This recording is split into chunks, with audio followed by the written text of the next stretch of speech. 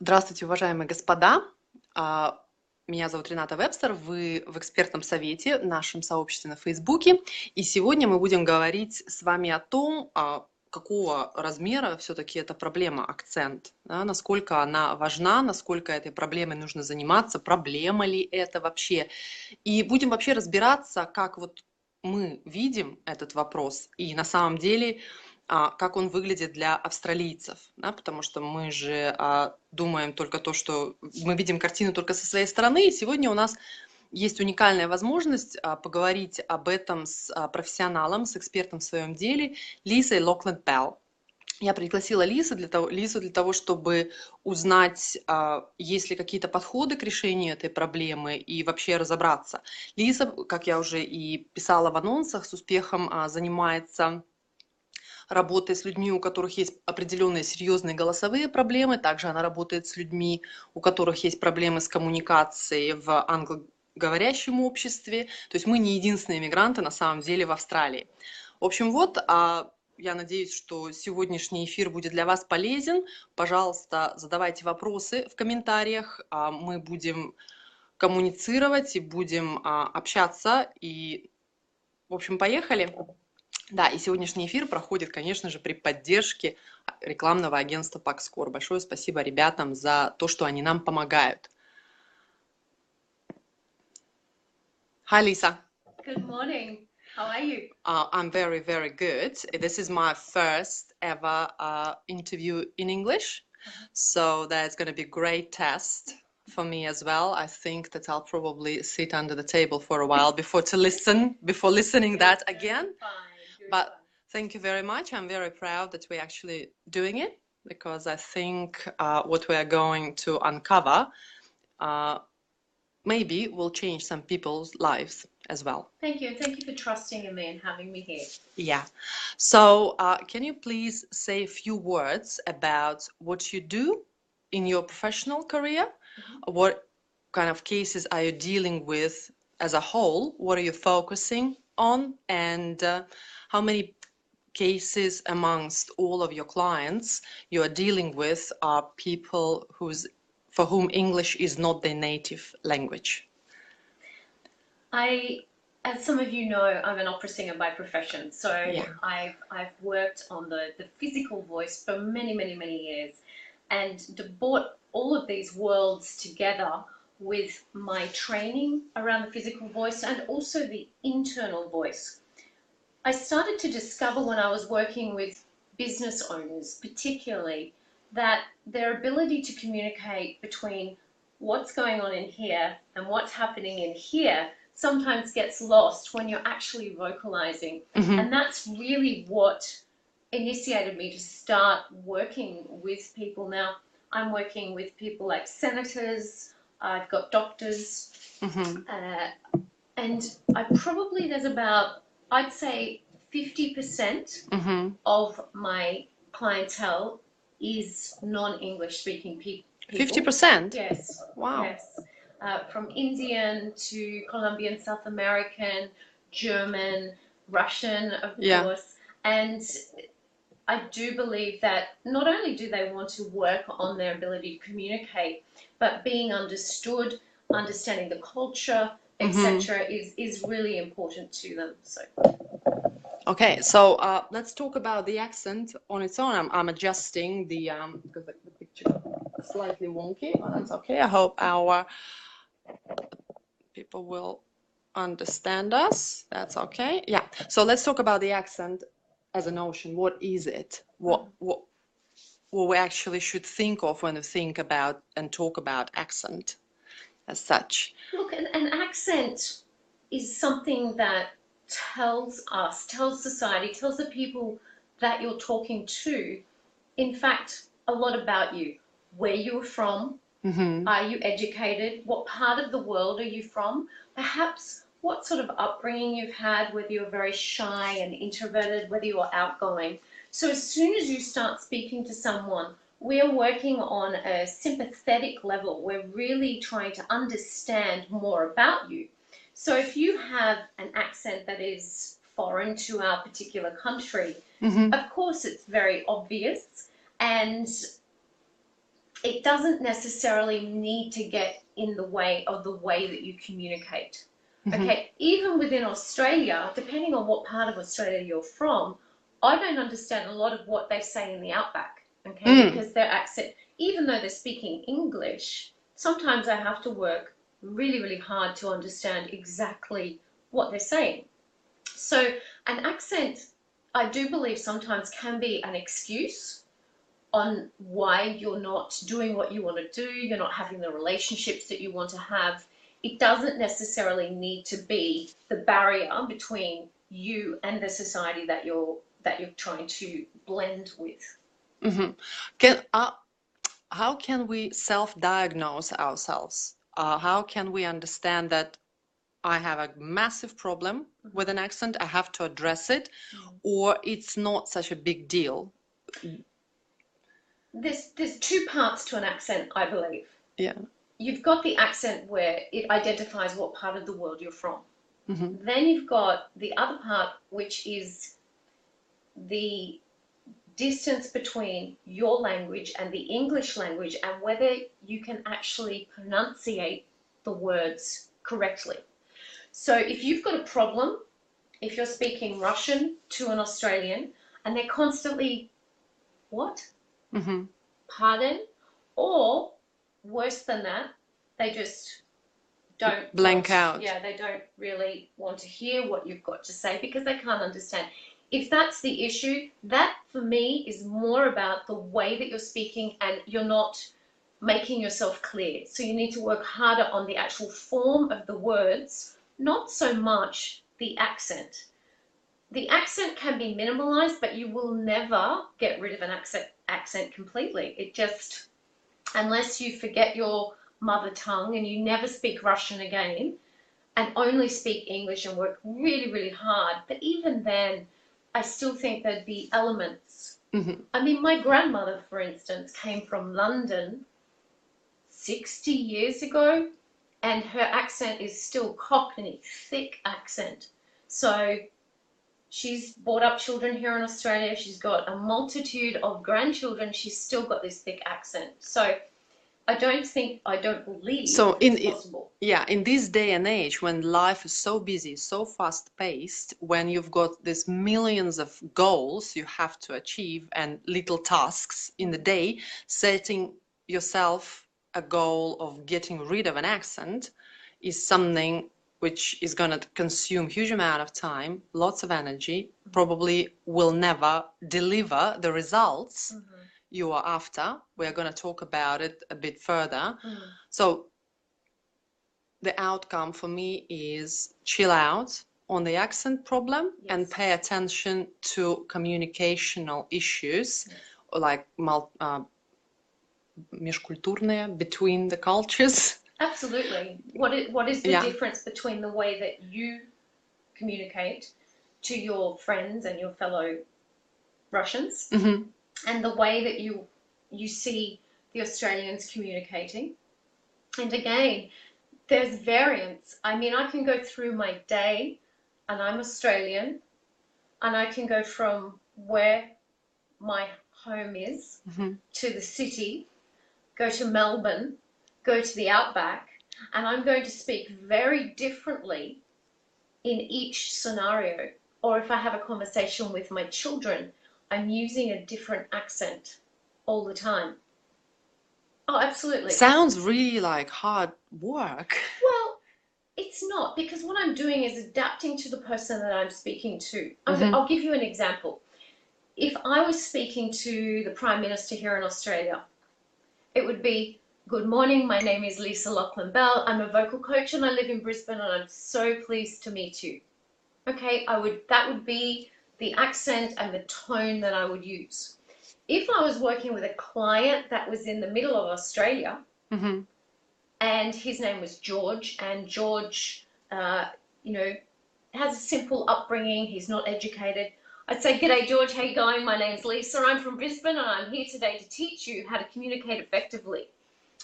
You can hear that the tone has changed, my pacing has changed. It's still my voice, but I'm adapting to the person that I'm actually in front of. I'm being authentic to myself But if I spoke to George, hello George, my name's Lisa and I'm from Brisbane, George would go, Russians would say you pretend.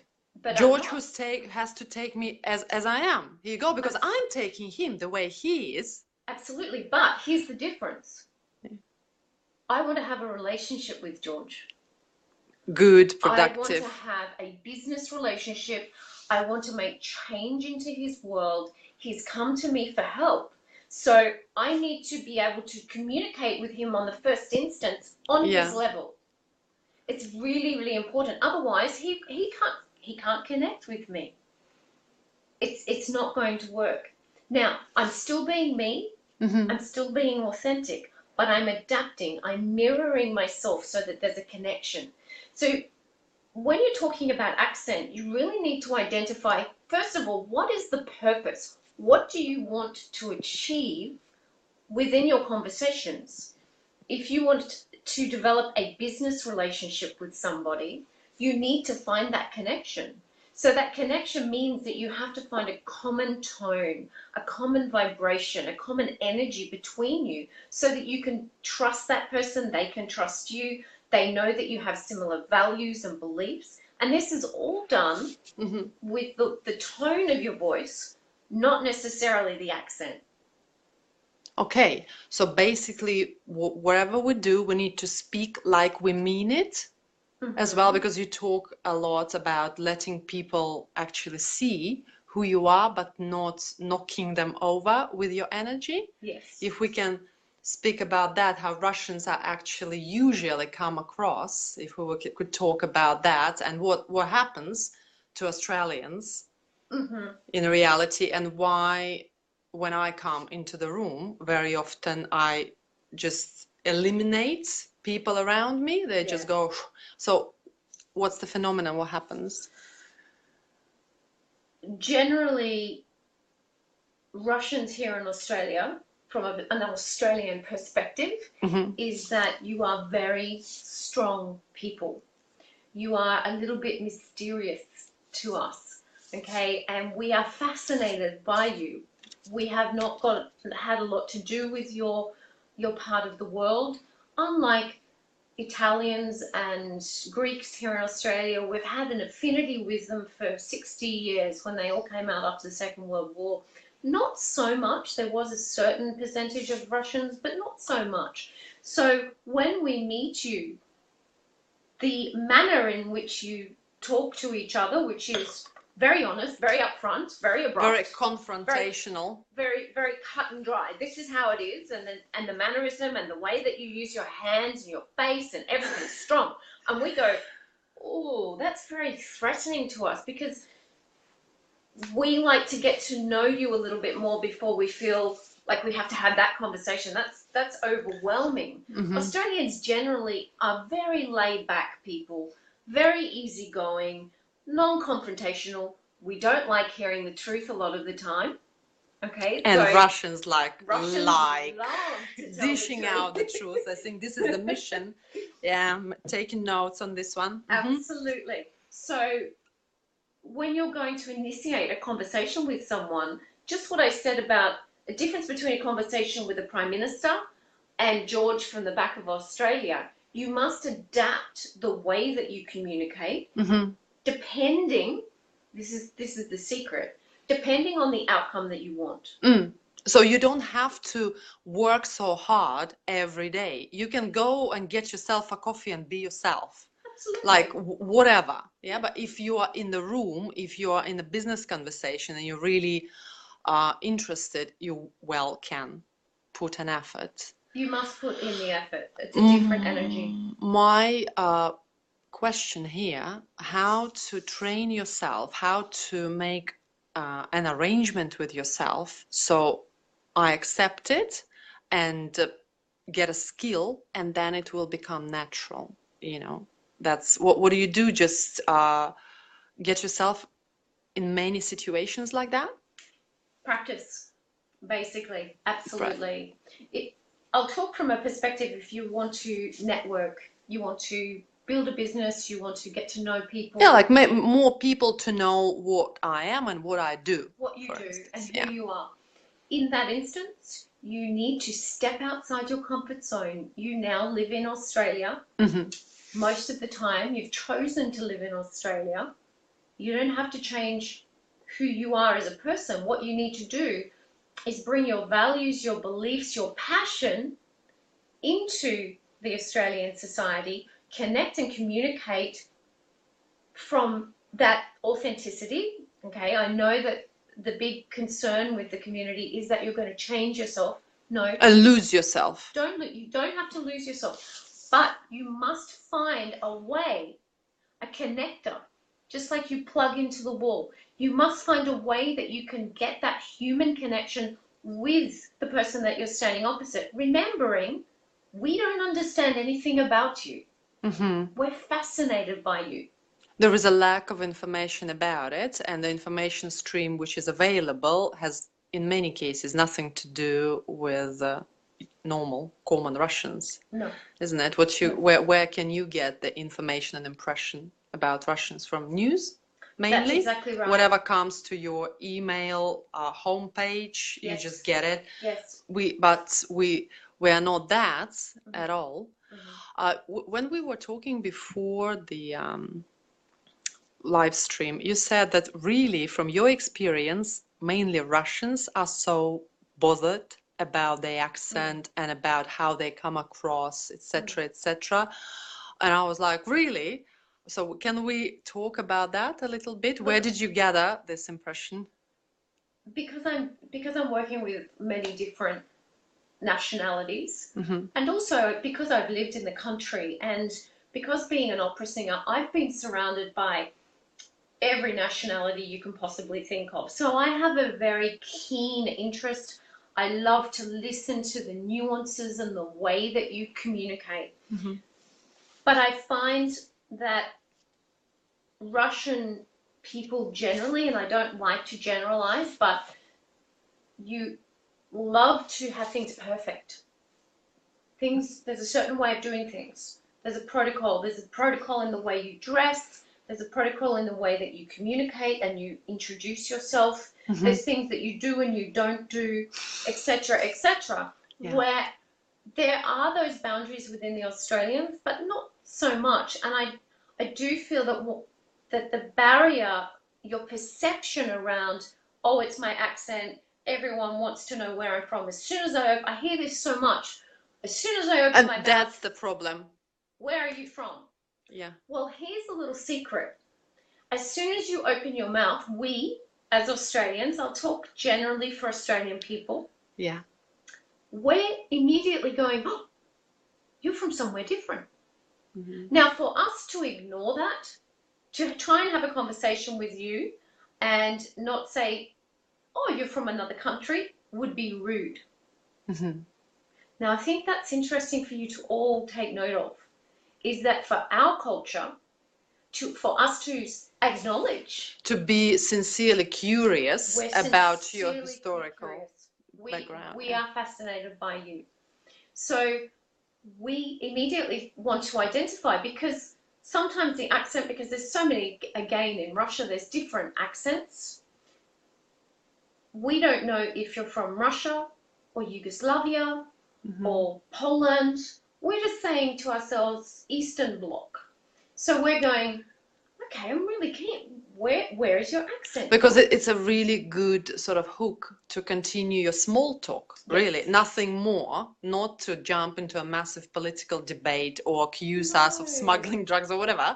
It's just the reason to talk a little bit more about something which is not that meaningful, to get to know each other. So here we are hitting the small talk subject.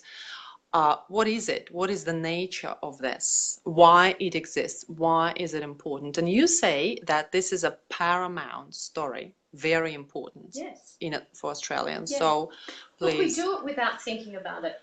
Small talk is something, and honestly, I'll tell you a little secret. I hate small talk. I'm Australian and I am bad at small talk. Hi, how are you? Good. Did you have a good morning? Excellent. The weather's bad. Whatever. I hate it. My husband, on the other hand, is crazy. He loves small talk, whereas I'm bored. So small talk generally is essential when you're developing a relationship, particularly business relationship, long-term relationship. So in those first initial stages, I'll give you an example. Have you ever seen two dogs in the street, and they meet and they go around each other and they're kind of looking and they're smelling and they're trying to understand who that dog is, where he's come from, is it the same species, etc. So with the small talk, in those moments, we're identifying, who is this person? Do I have a connection with that person? Are our values the same? Do we have the same sense of humor? Where is that person as far as, do they fit into my world? All right. Okay. Okay. And if the person doesn't fit into your world, this is fine. That's fine. You're off. You can move on. This is also important, I think, for the Russian community to identify. When you walk into a room, learn to trust your instinct that you will see someone and go, that person's not my person. Yeah. They're not my people. So don't force yourself. Don't force yourself to stay in that conversation. It's been lovely to talk to you. I've got to go and talk to my girlfriend over here. I'll chat soon. Leave the conversation. You don't have to stay stuck. That's okay. And I think learning those little secrets and tricks to being able to just move on from a conversation is really important. Small talk is a way for you to have more meaningful conversations. I'm going to give you an example, and I did this I gave this to Renata before. If someone says, oh, where are you from? As soon as you open your mouth and you're going, oh my goodness, here we go again. No, say, I'm from Russia, or I'm from whatever part of Russia you're from. I've lived in Brisbane for 5 years. I love Brisbane. Have you always lived in Brisbane? Now, if you have a conversation like that, immediately you're guiding the conversation into a more meaningful dynamic, rather than just going on to the next conversation of, do you have children? What suburb do you live in, etc. It will guide you into a different way of communicating. And then immediately I'm thinking, she's interested in me. Or you could say, I'm from Russia. I love Brisbane. I can hear you've got a slight accent. What part of Australia are you from? Okay, so that opens up what I like to call it small talk interrupt. So you're interrupting the normal pattern. You're interrupting the way that that person normally interacts. And that's actually challenging in a nice way. It's not a confronting way. It's like, oh, she's interested or he's interested in what I've got to say and who I am. There, the conversation goes on to another level immediately. Okay, so see, and also I think trying to enjoy the networking situation is very important when you try and be curious about study. It's your study. Yeah. You are going there to learn. You want to develop a very inquisitive nature, to go in and go, okay, this is going to be challenging. I'm outside of my comfort zone, but watching how friends relate, watching how new people introduce each other. And then I have a 1% rule in my studio where you challenge yourself just by 1% and do something different that you wouldn't normally do, or say something, or respond, or approach someone different than you would normally do. Just 1%. And each time you go out, if you develop by 1%, you're going to have better communication. We have some questions here. First question was from Natalie. She's from Sydney. Know her story. She asked, what could be approaches to solving this problem for people who have hearing impairment, who can't hear the well. Russian or the person they're speaking to? No, that if you have a hearing problem and you can't really communicate well because you don't hear what they are saying, probably reading off the body language. I don't know what exactly, if, Наташа, если ты можешь более понятно объяснить, что именно в чем проблема, то есть I know the case, yes. We'll probably discuss a bit later, but I know, probably will need to get a bit more details about it. Mhm. Yeah. Now I'm using my accent when training as my individual and unique feature. Okay, what do you think about that? Well done. That's fantastic. The more that you can embrace your accent, it does give you a point of difference. It does, when you walk into a room, we do identify, you know, I've seen Renata on many social situations and networking situations. There's Renata.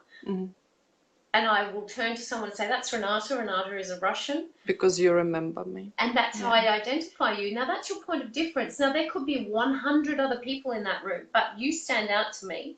So the more that you can embrace that individuality and enhance it, the better.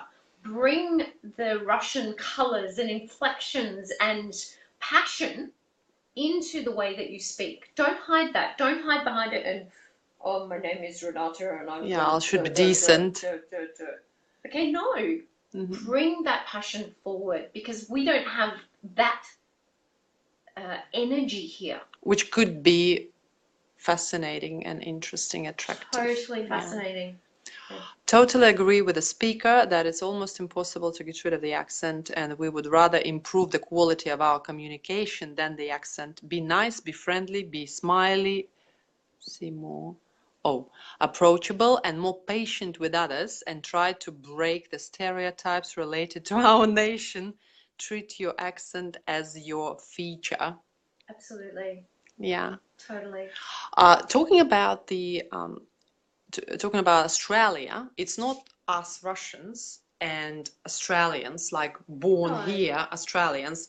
Really, there is so many cultures, so many different people from different religions, etc. How to be on the safe ground with that? Because like, for instance, now we understood what real Australians are like, what they expect, what they want. But when you come into some fluffy community events or whatever, walk in, there is loads of myriads of people of different cultures, different nationalities, religions, what do you do then? How do you behave? Is any kind of international standard of behaving? Right, if there's a big, okay, where there's multicultural. Because people from Africa, they are different. They will whack you off with their sort of way they're using their hands, etc. Yes. So what do you do? I believe that there is a basic human way to communicate, and that is respect, understanding, integrity, basic human respect to the fellow human that you're talking to. And genuine interest. And genuine interest. Of course, there's going to be slight discrepancies. And of course you're going to stomp on each other's feet unknowingly. But, and be prepared for that. Be open to that. Watch people when you're speaking to them. Watch for the, okay, you'll see that very quickly. You go, oh, I said something wrong. You could actually say, oh, I'm sorry, I hope I didn't offend you. Oh, no, you didn't. But in that case, basic human interaction and being polite. Okay, don't think that you're going to go into that room and everybody's going to love you and everybody's going to understand you. That's impossible. That doesn't even probably happen to Australians. When we talk about Australian to Australian communication, that probably not always happens. The magic not always happens. Oh my goodness, and that's something that I did think about yesterday. There is a very small percentage of Australians that I actually connect with. Very small. Though you are an expert in communication and do everything right. I'm talking about genuine connection where I'm going to have a business relationship with them or a friendship with them or whatever. You're not going to have everybody in Australia be your best friend. It's not possible, and it's not. I think it's going to be a horrible situation. They all come to you one day what are you going to do with It's them. a crazy expectation, and that will make you go nuts. You'll just be trying to please everybody, and that's where you'll start to change yourself. Mm-hmm.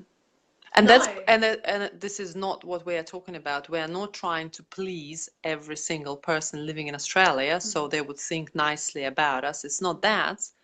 And we spoke about this before we went live. Identify what it is. What is the purpose? Why do you want to be understood in this country so well? Oh, like for instance, on the 12th of November, I'm going to be together. Yes. We're going to this gig Brisbane Women's Club organizes, and really my purpose is there to make sure that the guests that coming in feel great. And the sponsors we involved who helped us feel great too. Yeah. And this is the purpose. There is nothing to do with Renata as a person. No. And that's fine. So I'm concentrating on that, and my accent will go along, hopefully. Lisa, thank you for this honest conversation. What will be your recommendations when you when you do not agree with other person? How to act in a correct way when you kind of have the a problem, or when you feel insulted, or something. So one of the ways that you can do that is use your language and say, I think we need to agree to disagree on that one. Now, you can say that. If you don't feel comfortable saying that, you can just excuse yourself from the conversation and say, will you excuse me a moment? I'm just going to go and talk to someone and run off. Go. Leave the conversation. Okay? Or, if it's incredibly insulting, you have every right, and I do this as an Australian, to be insulted. Excuse me? Can you repeat what you just said? Or do you realize what you just said? Yeah. You don't have to be rude. You don't have to be to match their energy. But just hold yourself, stay dignified, stay in alignment with who you are, your values, your beliefs, your understanding on human connection, and say, I don't need to accept that behavior, or I find that insulting, I'm terribly sorry you feel that way, and move. Go away from the conversation. And it's okay. Australians can be very rude. Very rude. Yeah, they can. They are, I think they are very often very open, very kind of abrupt, or the sense of humor is very different, isn't it? Very different. And also sarcasm. And I do think, you know, generally Russian women are very beautiful. And so when you walk into a room, you stand out, and men particularly will look and go, oh, yeah, she's beautiful. Yeah, we'll be very open about it. And they'll say, yeah, you look great today. Yeah, and you'll think like, Arr! Yeah, it's grating. You've got a choice. Yes, thank you. Thank you for your compliment. If it's too much, if it's being too sexually inappropriate, call them on it. Say, no, excuse me, you don't need to go there. So, okay, the questions now that people asked yesterday. How Russians give themselves away when they communicate, why people understand straight away that we are Russian, and what we can do that locals can sort of react in a bad way. What could be basically the biggest faux pas in the conversation? No, I don't know. Give me an example. When I come into the house, for instance, what is the biggest faux? If you come into my house, yeah, for John would be you don't offer a drink. If you didn't offer a drink to a person who came into the house, you got to be dead. He's very strict like that. He's offering the drinks all the time and says please and thank yous all the time, and asking how are you doing, how are you going. So this is his British conduct of behavior. Yes. What in Australia, what are those things when you're coming somewhere and talking to The someone? things to do and not to do Yeah. when you're going to someone's What house. comes into your mind?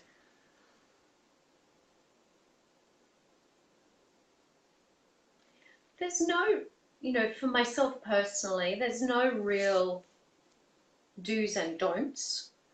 I do believe that it's part of your culture that if you go to someone else's house, correct me if I'm wrong, if you go to someone else's house, you would take something as a thank you or as a gift. Is that correct? Yeah, in Russia, we would take the shoes off. Right. This is the biggest story. Like even now, we are in our shoes in your house. For Russians, it's a massive deal. Like you have to take the shoes off when you're in the house.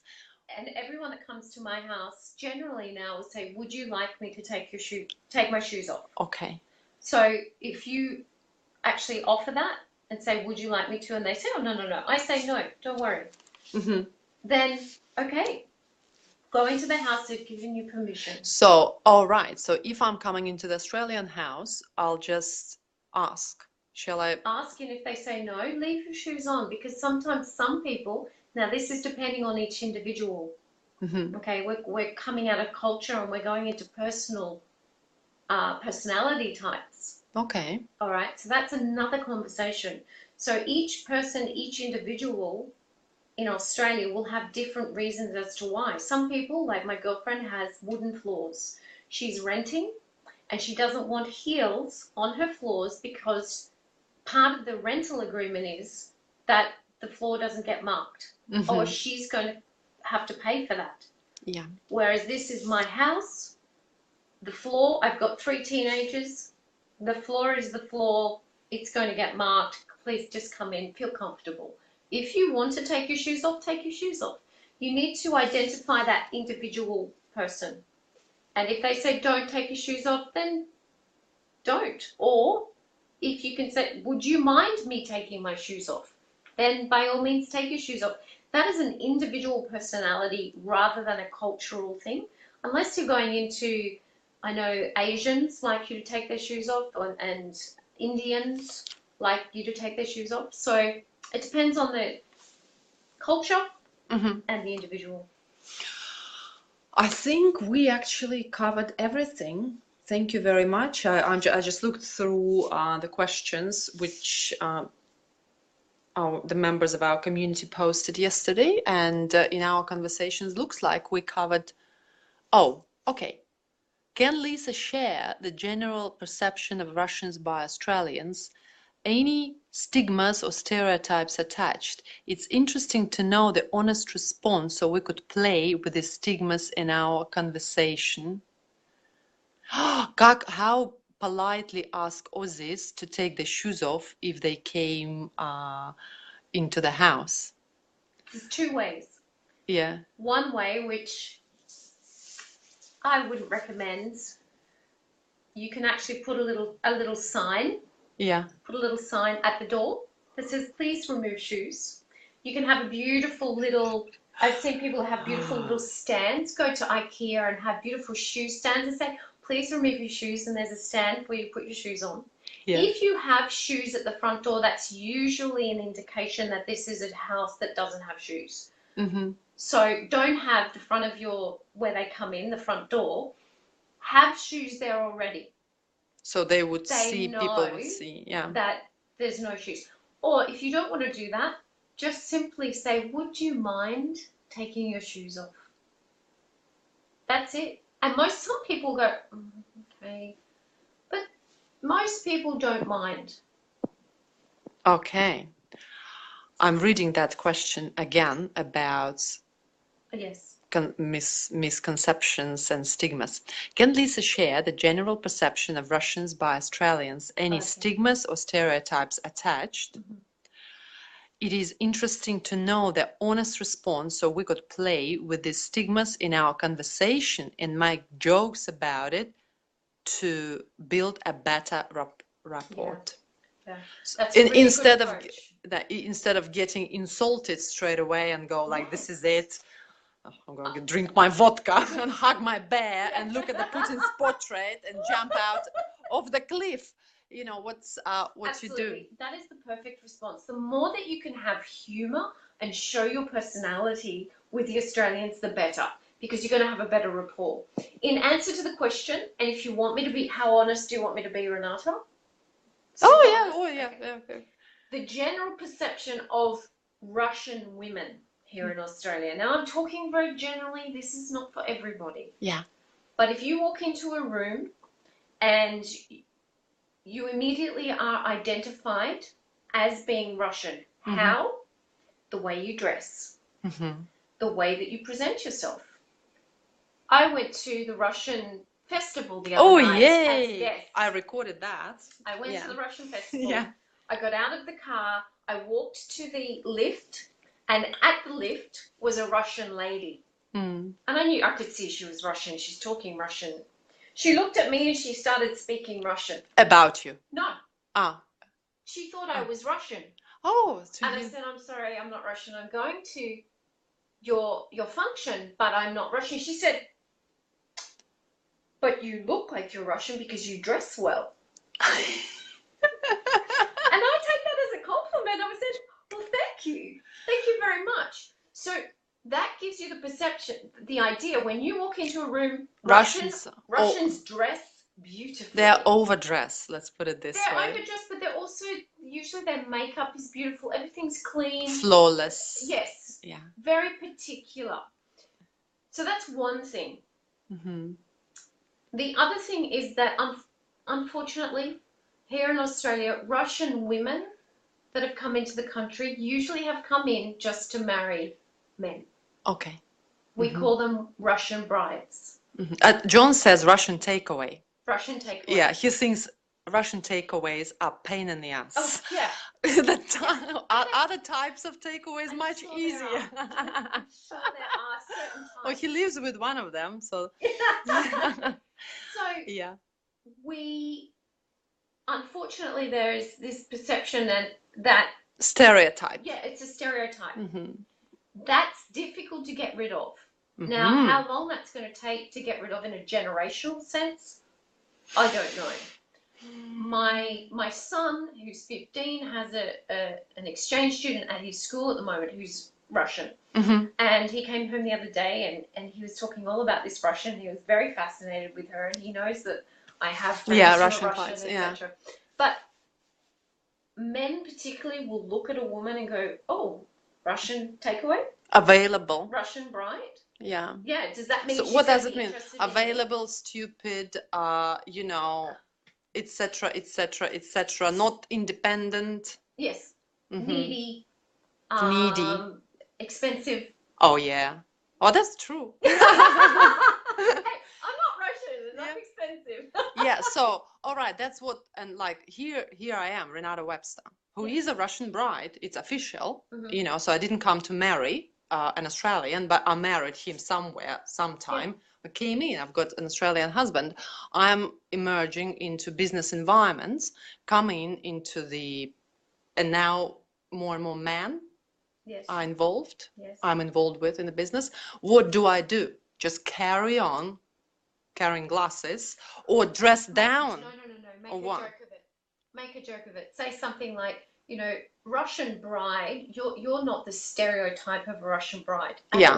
Russian bride means that you turn up in a box, you pop out, and ta-da, you're beautiful, and you do everything that the man wants. That's the stereotype of a Russian bride. I would make a joke of that.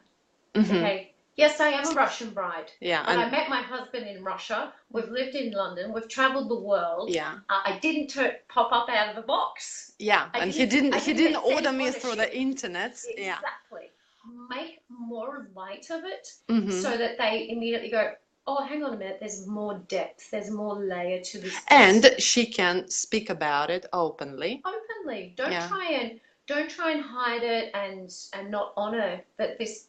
Put the barriers before they actually. And it's a reality. There are. Oh, but they are. So we can't. Now the other thing is, as a woman, if you walk into a room and you're Russian and you're dressed beautifully and you're strong and you're opinionated, Australian women are terrified. Yeah. Terrified. You are a threat. Now you're a threat for two reasons. One is you dress beautifully and you make us look bad. Yeah. Two, you're a threat that you might take our husbands. And their credit cards. And All right. diamonds. Yeah. So Here you go. that is, you know, in a very broad sense, what can happen. Could actually race what could through be going people's through heads people's heads. and kind of Not all the time, perhaps. not necessarily. But You know that's what not the sense. what I noticed, that the more people know me, the easier it goes. Yes. I can see that people see my personality, and because it's so hard to deal with, they're busy dealing with this, and all the stereotypes are not part of my vernacular at the moment.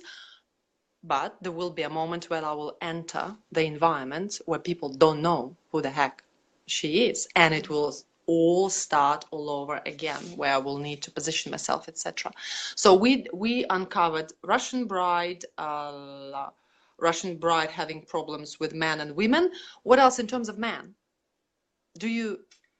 I think that men would feel slightly threatened that you are such a strong female contingency. You are generally very strong, that you are opinionated, and that you will put them in their place. So they could be a little bit, on a business sense, that could be a little bit, on a personal sense, who cares? But I thought that that Australian women are very sure of themselves, are very feminist oriented. They can put their men in their places like that, drink with them, you know, be on the same level, demand the same pay. Or is it my stereotype? Yeah, there you go. You've got a stereotype for Australian women. No, I think generally, and this is changing, I have to say, in the last 5 to 10 years, with the new millennials coming through, the new young ones are changing this. But however, I think generally that women here in Australia can be very insecure, can be very two-faced. Two-faced. Oh, good to see you. And that's but then they will keep on putting the face on. They will keep on putting the face on. Now, this for me is where you need to be very clear on what sort of relationship you want. Do you want those women in your life where you don't know? No, I don't. Where you stand? My problem is that I know for sure that Australian people never say what they think. Absolutely. And I, unfortunately, take people for face value. And that always gets me either into trouble or in the mug or something, and then I'll try to refrain from that altogether rather than guessing, you know, what they actually meant and what they actually think. Can you do it another way? Can you still do it, but do it in a way where you're very present, very aware, watching the person's responses, play with them. Still be yourself, but make a little joke first. Just watch them and read them, okay? Certainly, you cannot go into a conversation and expect a relationship just being completely, brutally honest. In most cases, people like me go, someone's being honest. It's so exciting. But that's because I crave the European way, and I'm very connected to that because of the way that I've been brought up, and my craft.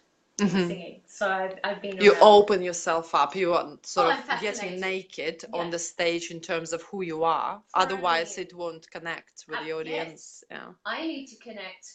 You know, I've sung Russian arias in Russian, and so I need to be able to connect to that song and connect with my audience. And I had to practice that. Katya Mashenko says, very nice, but nothing new for me, unfortunately. Thank you, Lisa. All my suspicions about the Australian way of thinking are reinforced now. Talking about the politics and stereotypes and political story, really what you think, what sort of place it takes in Australian heads? When you see a Russian woman or a Russian man, what are the chances that this goes Syria, Ukraine, Putin, all that goes through their heads and actually reflects on who we are? Yes, very much. Media. the stereotype of media. It's there. Oh, absolutely. It's there. Is it like I say I'm going to work with my Russian client, if I was having general conversation with my friends, there'll be something like Putin, or there'll be some remark that is just very generalized and non-specific, but it can be insulting in that it's... And attached. Yeah. It is attached. All right. This is a human being we're talking about. As Russians, how we deal with it? There are people who, and sometimes I feel like, who would like to enter the political debate. No. But mainly I don't, because they are not for that, you know. And if I don't want to enter this, what do I do? Do you know what? I would come back with humor again and say, really? You want to start talking about politics? Let's start talking about the Australian political system and the state that it's in. Yeah. Yeah. And then see how it goes from there. Just go, oh, okay. All right. Let's talk about Trump, shall we? Yeah. Why not? Make it lighter. Take it away from Putin, okay? Don't go into it with defenses and defending yourself, and that's not my belief system, and etc., etc. Or use the example. Do you agree with the leaders of this country? Does that reflect you as a human being? So why would you do that to me and Putin? You know, maybe you are in alignment with his beliefs and systems, or not. I don't know. But just throw it back at them with a slight twist of humor, where they just go, okay, I'm going to stop that conversation. Because I'm out of the depths, or I didn't really mean that. I didn't want to enter political debate. It's just, I thought I'll start a small talk and we'll laugh. Yes, that can be regarded as small talk, but it's also not that small for Russians, unfortunately. It's the way that we will be put in our place. It's the way that you can do it without being completely rude. And before we finish up, there is a couple of things that I want to leave everybody with today. So let me know when we're winding up. We've done an hour. Okay. Yeah, so we can wrap it up.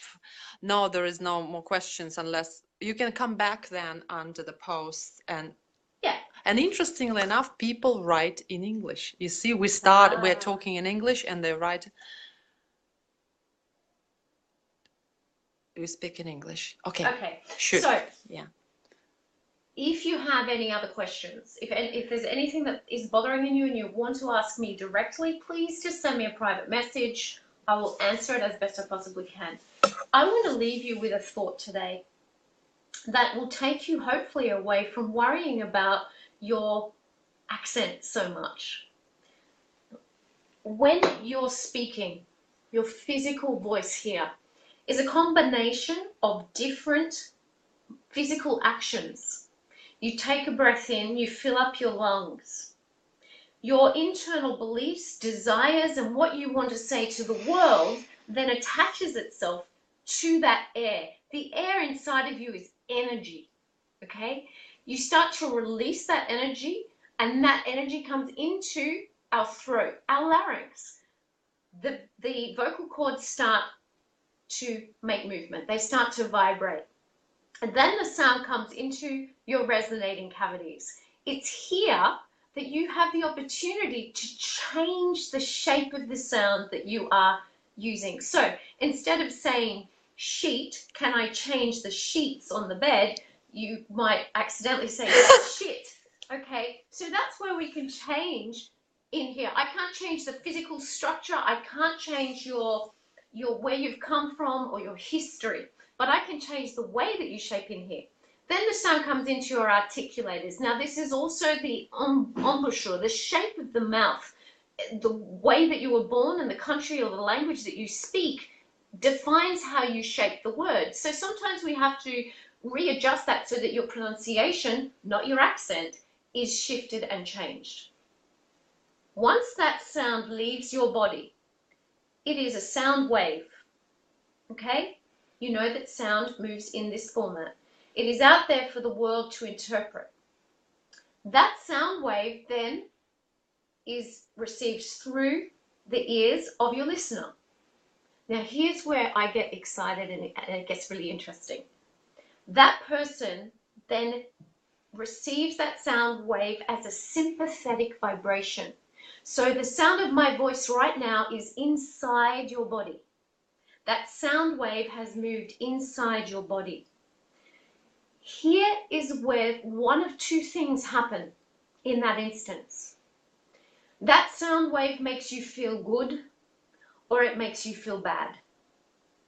We do this every single day, no matter what nationality, what music, what sound of the door bashing, the sound of a car smashing. We are responding to the way that the sound makes us feel. This is the essence of communication. This is where, as a human being, you need to understand who you are and what the intention is in what you're saying. In your communication. In the way that you communicate. Because the way that you deliver that sound determines the way that that person receives that sound and how they respond. When Renata speaks to me, I receive the vibration in a good way. It makes me feel good. If I receive a vibration where, and you get this every day, where someone speaks and you go, they just make me feel bad. There's something I don't. Now, I've had many situations where I'm in a group of people that I don't speak their language. Italian, Russian, Greek, Armenian. I don't understand, but I understand with absolute certainty the context and the overall of what they're talking about based on that vibration. That's why you felt so comfortable and behaved at such ease at the Russian festival. Yes. That's why I said you're like alien. You're like landed on the planet you were not supposed to be. You know. Yeah. And but because of that, you catch that overall excitement and a good mood, and you're fine. Yes. With that. Absolutely. It's very important that you understand that part of your ability to communicate. I'll just stick my battery because I've got one last question. As a good Russian would say, Lisa, what is that on your yeah, what is this little sign? This is it's the Australian Cancer of the Cervix Foundation Awareness Week. So I am an ambassador for the association, and this week they're bringing awareness to the HPV vaccine and whether you're actually up to date with having a pap smear, which is incredibly important. And that's a part of my life where I have had cancer and I've had twice cancer, and one of them was cancer of the cervix. So this is a little ribbon to represent that it is Cancer of the Cervix Awareness Week. So people should go and check. Ladies, you need to go and see your doctor. Okay. All right. So thank you very much. Thank we you. are finished here. I'm going to have my quick chit chat in Russian with people, and then we will wrap up. Ну вот, господа, сейчас как-то покрасивее мы свет поставим, потому что он не очень меня так на меня светит. В общем, по-моему, было ну просто очень здорово, прям очень интересно, полезно. Для себя я очень много поняла. Спасибо вам, что спрашивали, за то, что были с нами. Я думаю, будет очень большое количество людей по результатам просмотра.